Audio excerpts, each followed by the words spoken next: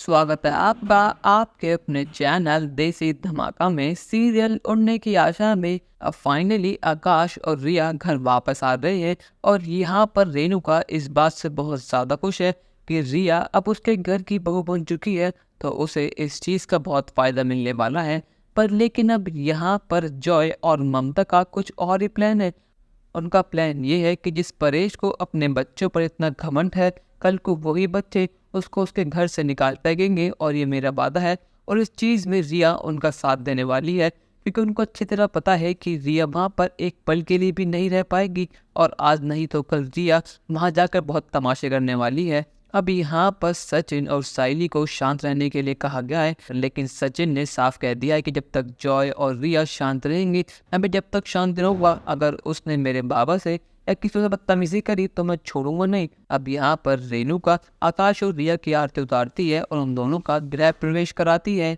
पर लेकिन यहाँ पर परेश ने रेणु से कहा था कि अगर जॉय और ममता मेरे सामने हाथ जोड़कर माफी मांगेंगे और खुद मुझसे कहेंगे कि रिया को अपने घर की बहू बना लो, जब भी आकाश और रिया यहाँ पर रह पाएंगे।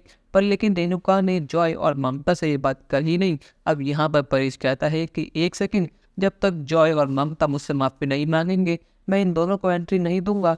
अब यहाँ पर जॉय अपने पैरों पर खुद ही कुल्हाड़ी मारने वाला है।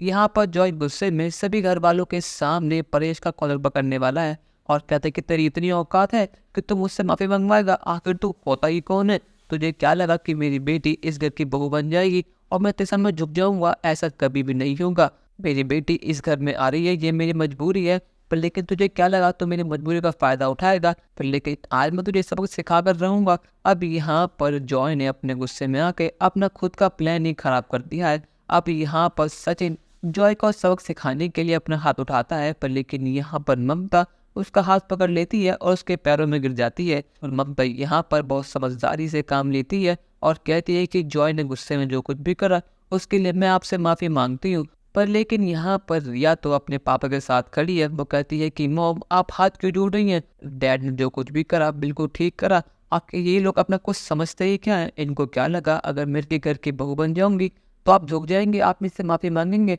ऐसा कभी भी नहीं होगा। पर लेकिन यहाँ पर ममता को पता है कि उनका एक गलत कदम और यहाँ पर आकाश और रिया को घर में एंट्री नहीं मिलेगी, इसलिए यहाँ पर ममता अपनी सेल्फ रिस्पेक्ट, अपने घमंड को साइड रख कर सबके सामने हाथ जोड़कर माफी मांग लेती है।